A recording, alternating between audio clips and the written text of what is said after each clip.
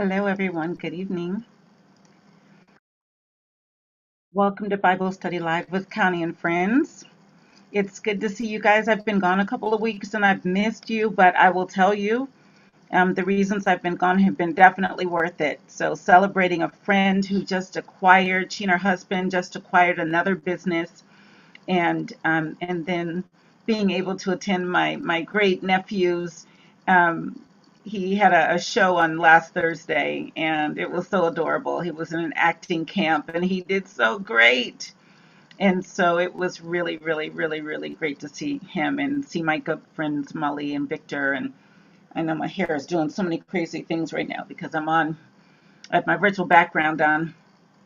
But it's still brighten it up in here. It's thunderstorming yet again, which I love. I have no problem with the thunderstorm, but it just darkens the room so much. So it doesn't matter how much I lighten it up. You'll see the darkness in it. So I decided to just do my bright and light and sunny virtual background. Anyway, we are talking tonight about who's in your ear. Who is in your ear? And I'm going to share a number of scriptures, just a couple of lines from the scriptures, and then some personal stories, as I always do. This is such an important thing to think about. Who is in your ear? Who do you listen to? What voice is it that you hear?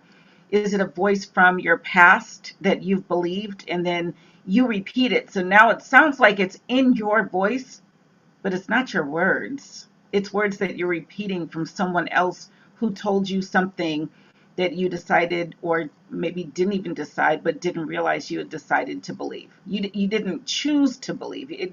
You never realized you were making a choice to believe it, but you were. So who's in your ear? And then if it's good stuff, how much greater is that, right? Where somebody tells you something about yourself, something that makes you see something different in yourself, and you believe it and you act on it.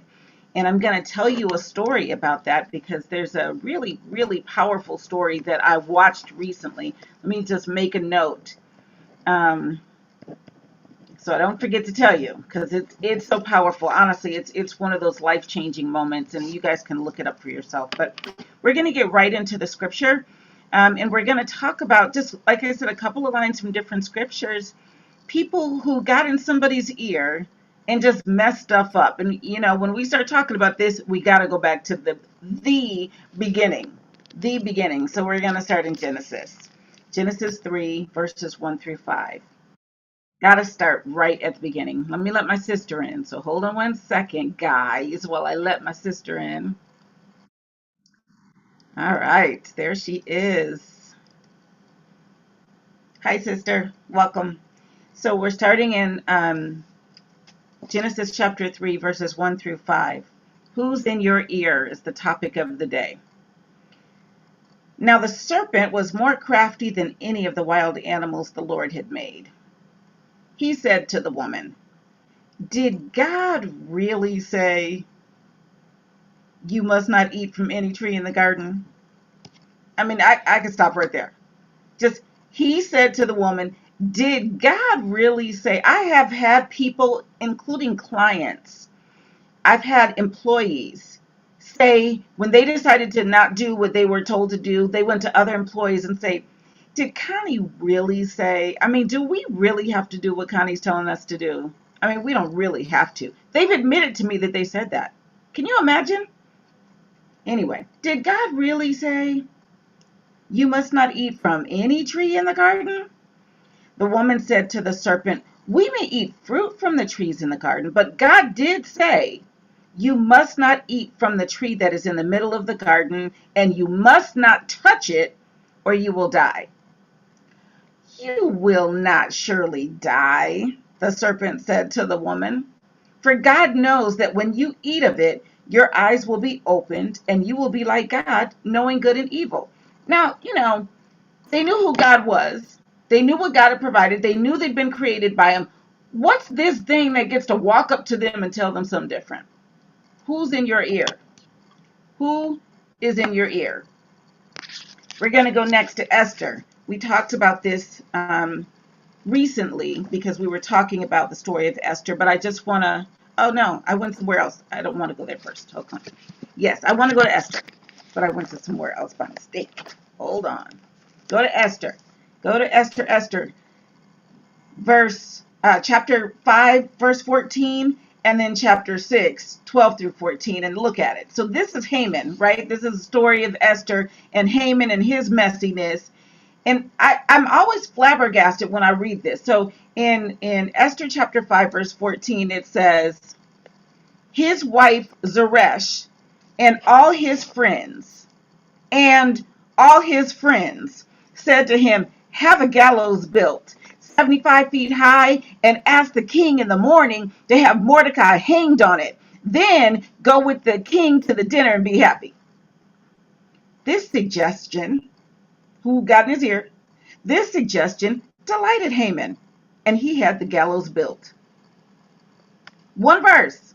His wife and all his friends said, you know what you should do? Then you skip over to the next chapter, chapter 6, verses 12 through 14. Afterward, not everything is gone awry, right? This whole thing, he's already gone out and had to honor Mordecai. Haman has. So it says, afterward, Mordecai returned to the king's gate, but Haman rushed home with his head covered in grief and told Zeresh, his wife, and all his friends everything that had happened to him. His advisors, which now they're calling his friends his advisors, right? His advisors and his wife Zeresh said to him, since Mordecai, before whom your downfall has started, is of Jewish origin, you cannot stand against him. You will surely come to ruin. Now they done backtrack. First it was build the gallows. Do it. Hang him on it. Get the king to co-sign. Now it's, oh yeah, see. My name is Bess. Right? They just backed out. While they were still talking with him, the king's eunuchs arrived and hurried Haman away to the banquet Esther had prepared. Messy, as my baby would say, messy boots. It's messy boots. But he let his friends get in his ear. And then by the time they had some sense, it was too late. It was too late. His whole little situation was unraveling. So I read those, but I will give honorable mention to Jezebel, who got in her husband's ear.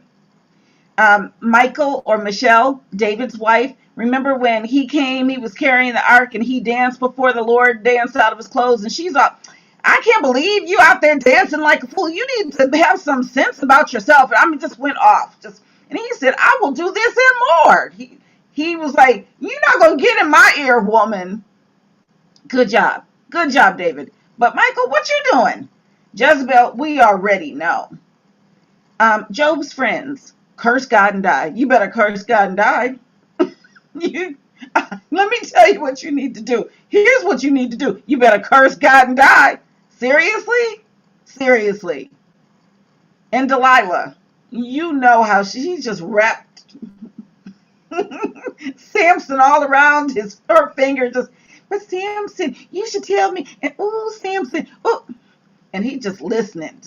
I like the way she says it to me. Lied to her 3 times, but just to keep getting some more. And then finally told her the truth, and that was his downfall. Pitiful. I'm just saying. That's pitiful. And quick. People are quick to listen to somebody saying some stuff. Some mess. Okay, so I wanted you also to read with me Matthew chapter 16, verses 21 through 23, because I was thinking about this one a lot too. Let's see if it's this one. No, it's before that one. I put bookmarks in so I can turn quickly. I bought a bunch of them, so I have them handy. All right. This one says, never let the odds keep you from pursuing what you know in your heart you were meant to do. Yes. Don't let somebody get in your ear. That's basically what that says. I think that's what that says. But in Matthew chapter 16, verses 21 through 23, this is Jesus himself. And now, for those of you who don't know, Peter, John, and James were like his ace boon coons. They were like super close to him. Those were his like 3 boys. The 12 were there. Judas was a hot mess, but 3 of them were super close. Peter is even the one who walked on the water for a minute. And then he Then he sank. So this is the thing. When you're thinking about who's in your ear, think about their character. Do they have faith? Are they hearing from God? Or when things get rough, are they like, whoa, who are they? Like, think about, okay, it's not just, does this person have my best interest at heart? Because their perception of best interest at heart might be different than yours or different from the Lord's. So in this situation, Peter calls himself having Jesus's back. He's not trying to speak against Jesus. He's like, that's my boy. That's Jesus. And yet, so Matthew chapter 16, verse 21 says, from that time on, Jesus began to explain to his disciples that he must go to Jerusalem and suffer many things at the hands of the elders, chief priests, and teachers of the law, and that he must be killed, and on the third day be raised to life. Peter took him aside. Hey, boy, let me talk to you a minute. Get home, dude. Come. He took him aside. Peter took him aside and began to rebuke him. You know, he did two-finger rebuke. What you talking about? Never, Lord. He said, this shall never happen. What you talking about? Build him up. You're not going to do that. Jesus turned and said to Peter, get behind me, Satan. It's got an exclamation mark, y'all. You are a stumbling block to me. You do not have in mind the things of God, but the things of men.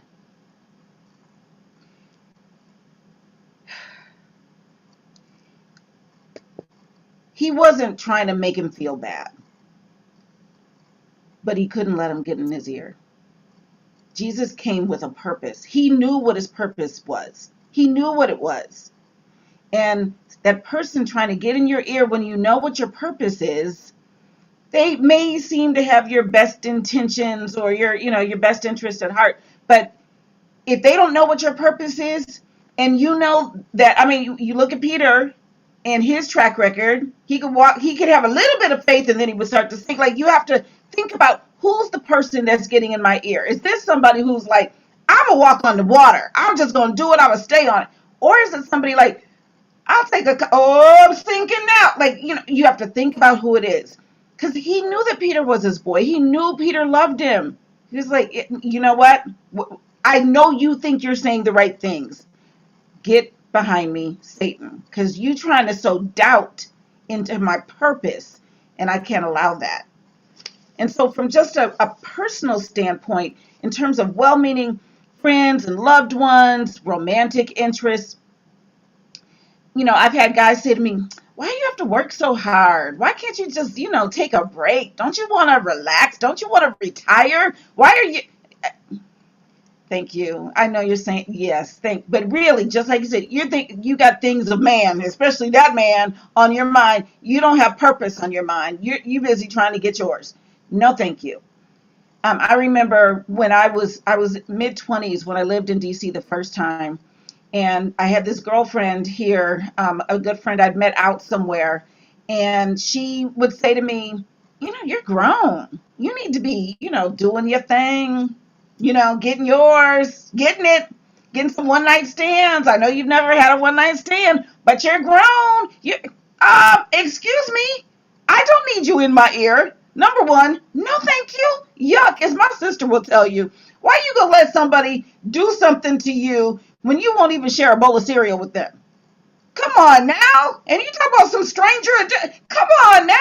I don't even want to share a spoon with you. And you talk about putting your body part in mine. No, thank you. I'm not going to let you get in my ear because I'm grown. I'm grown and sexy. I can get my... No, thank you. No, get out of my ear. Get out of my ear. I don't want to hear it. Get out of my ear. All right. Now, here's the other thing. It seems to me with many people, it's so easy to have, your friends or whomever come and get in your ear with some negative stuff. And it can be anything. Just even from like a personal standpoint, again, I try to share the personal stories because I've walked this walk, right?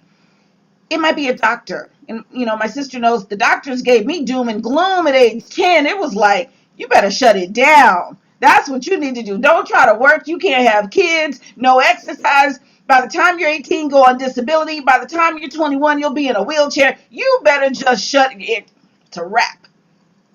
And I could have let that just get in my ear. I could have hung the disability shingle around myself and just embraced it. Because sometimes it's people like that's their job. They're looking at these test results and that's what they're supposed to say. And often, whether it's somebody of authority like a doctor or somebody like that, somebody you consider smarter than you or role model, whatever, they say it, you believe it. If they're a billionaire, oh, they said it. You know what Oprah said, and I love Oprah. Y'all know, I work for her, love her, but she's not God. But somebody who doesn't know her, doesn't even have a relationship with her, you know what she said? She's a billionaire. She should know.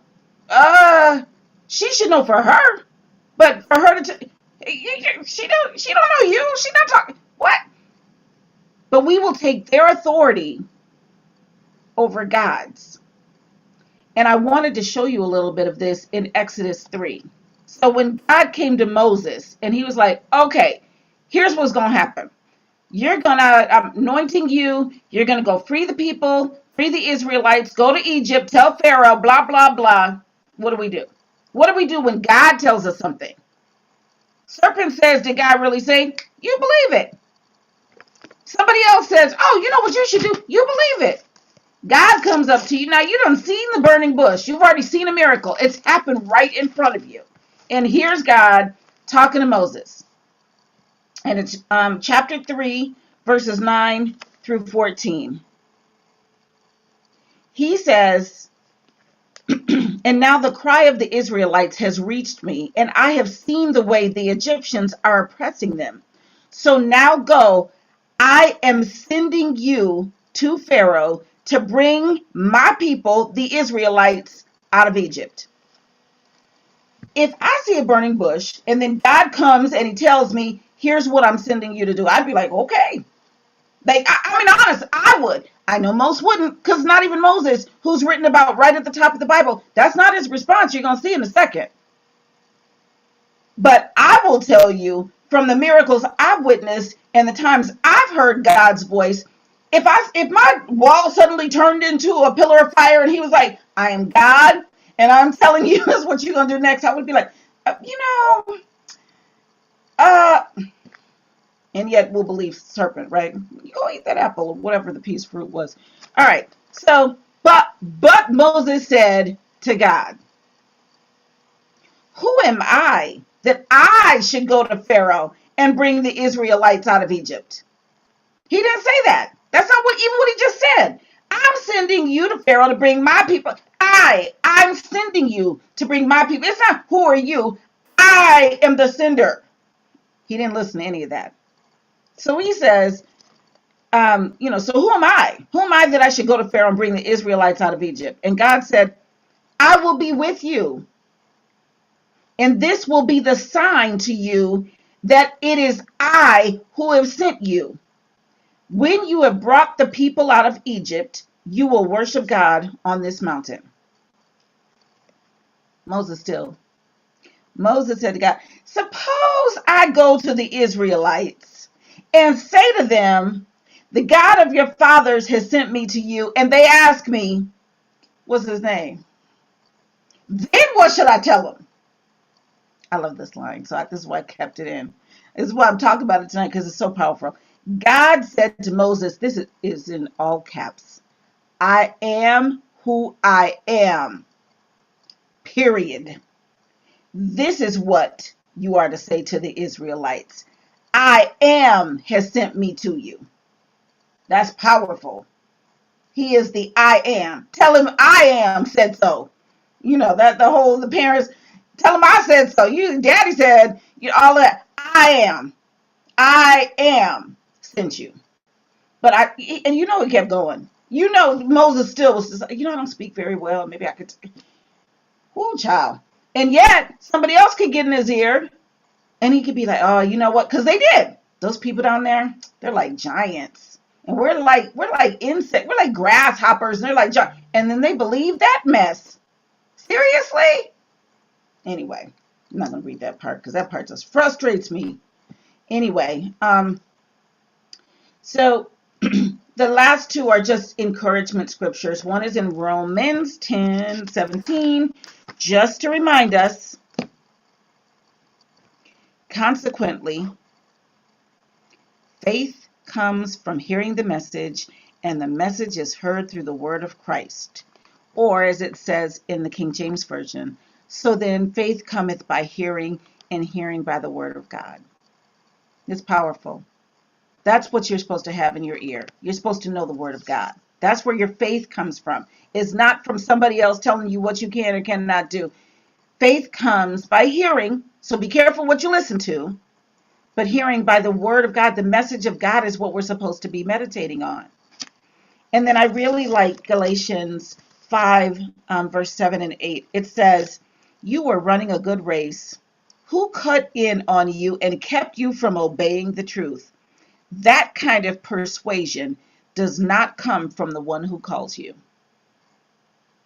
That's powerful. You were doing good, and then somebody got in your ear. Who is in your ear? And so, I made a list of some that might be in your ear, have been in my ear.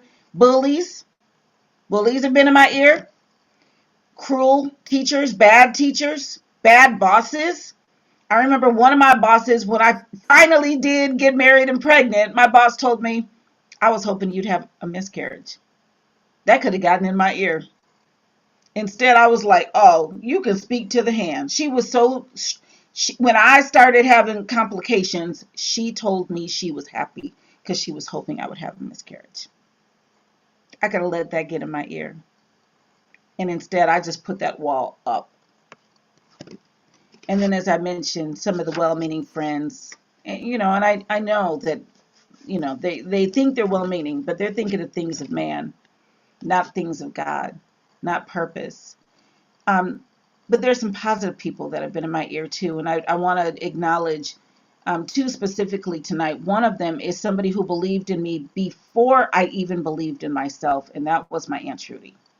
And she would tell me all the time, you don't have to be shy. You have something to say. I was like, I can't help it. You can't help it. I can't help it. You can't help it. I can't. You can't. And I mean, she just stayed there. You have something to say. You need to say it. You can't help it. You can help it. And she just kept telling me and kept telling me. And at some point, I believed it.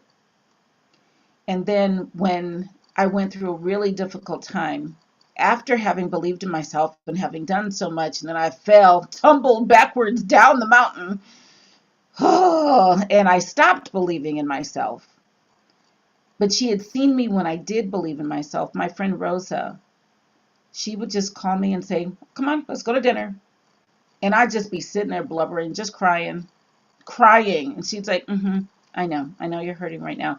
But, I still believe in you. And I was like, why? Why do you believe in me? I'm a mess. I'm sleeping. Like I didn't have a home at the time. Sleeping on people's couches in their spare room. I was sleeping in the spare room with somebody who hated me. Sleeping on a couch of someone I should not have been sleeping on their couch. That's all I'll say. And I just was scared, and I'd fallen, and it was just horrible. And she was like, yeah, I know. But that's going to pass because I believe in you. Period. I'm a Connie fan. I believe in you. And I'm just waiting for you to get back up. And I'm like, I don't know if I can ever get back up again. You can. And she believed in me even when I didn't believe in myself. When I'd stopped believing in myself. And there are times still. Now, there's a whole list of people now who will help me. When I start to dip a little bit, they'll give me words of encouragement and all of that. It's not just those two. But those two, in my darkest times, could only see light, and I don't know how. And I'm so thankful that there are those people, and that I can be those people, that person for somebody else. That's a blessing. So, the scripture, out of the overflow of the heart, the mouth speaks, and as a man thinketh in his heart, so is he. You need to remember that. In this, the quote, whether you think you can or you can't, you're right. All of that is true because that's your ear. Who's in your ear? Is it your voice? Is it God's voice? Is it some voice from the past? Like really thinking about what's in your ear.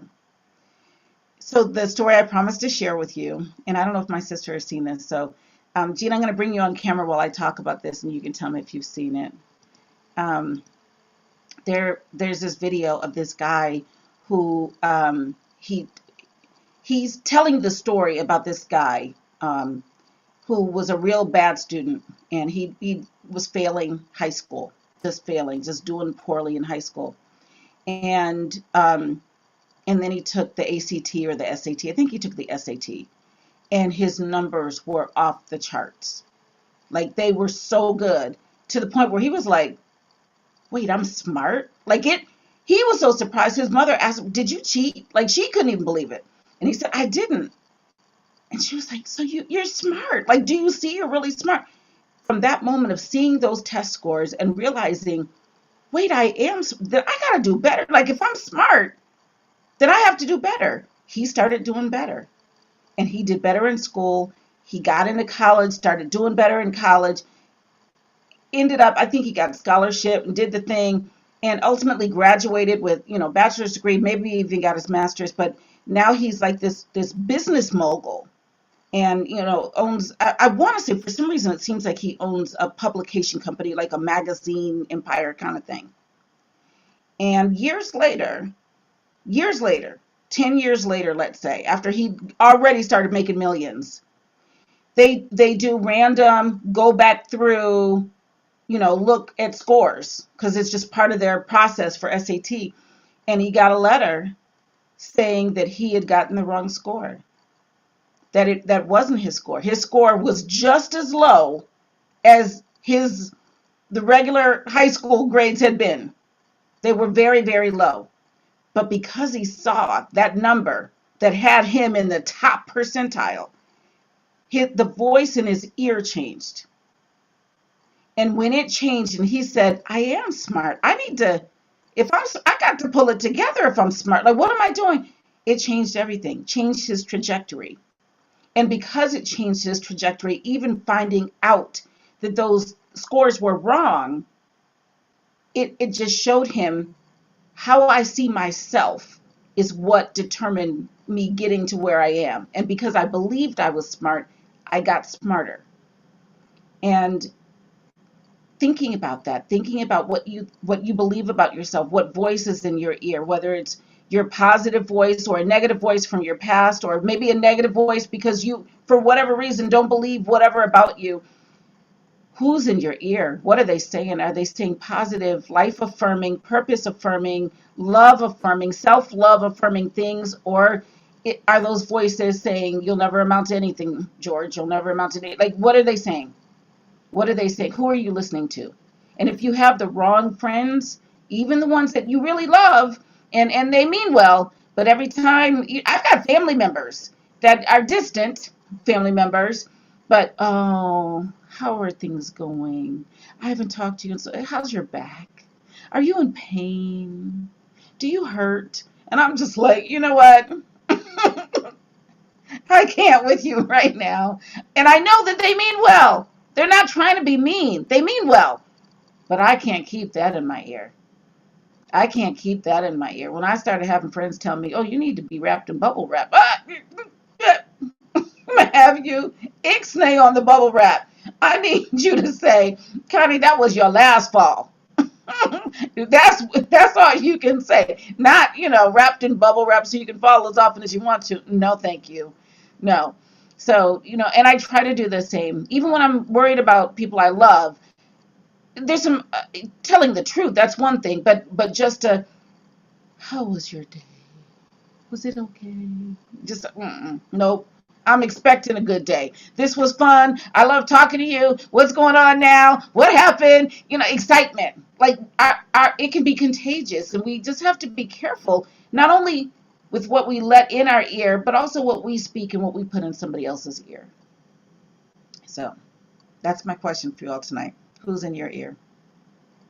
Gina knows I'm in her ear. I'm Gina. I'm Gina's biggest fan. I am a Gina fan, and she knows that. You do know that, don't you? I know that. I always have questions. What happened next? Did you do the thing? Did you promote it? What'd you say? Did you get an award? And Gina's just like, brother. You need maracas. Get the maracas. Exactly. Get the maracas. Absolutely. You did what in the yard? You did. Okay, good. Let me see it. Send me a picture. And Gina's like, it's not really that great. Yes, it is. Just constant. And even at work, she'll do something, and I'll know the whole story. Okay, so I know that you did this, so and then that happened, and that happened. So how did it resolve? And then she'll tell me, and I'm like, yes. It's it was a team effort. It was you. It's all you. And she was like, it wasn't all me. She did a great team at the state of downtown Durham or whatever. There was a presentation, and Gina was like, just doesn't. I need some life. I just need some oomph. Like the logistics are there. Everything is check marked. The boxes are checked, but it just needs some heart. And Gina and I brainstormed a little bit, and she came up with, you know what? I know what I'm gonna do. I have an idea. Let me see if I can pitch it. She pitched it. She pitched it again. She trained some more. She trained a third and fourth time. It worked. Went off without a hitch. People were into it. So then afterwards, here I am like, woo! Yes, yes. Gina's like, it wasn't just me, Connie. It was all of us. I'm like, no, it was you. It was you. So yes, I am Gina's biggest fan. And I'm not ashamed of it. I'm I was not. thinking about you talking about your doctors, these experts. They pretty much told you to curse God and die. They kind of did. They did. They kind of did. They did. It was bad. And then, of course, talking about it, the example of people who tell you you can't, or maybe just don't tell you you can. But then there are the people who, like Peter, tell you you can't when you're struggling with something that's hard, but you have to do it. Or struggling with something that's hard, but you shouldn't do it. And then you have those friends who will tell you, you deserve to be happy. You deserve it when you're like, I know I shouldn't be doing this thing, and but you deserve to be happy. You need self-care, me time, take the thing, do the thing. And those things are not in and of themselves wrong. But when you know something, mm-hmm. yeah, got to be careful who you let in your ear. You do. And those friends, I understand, they just want you to be fine, to feel good, to be happy. And like Haman's friends, you should build a gallows.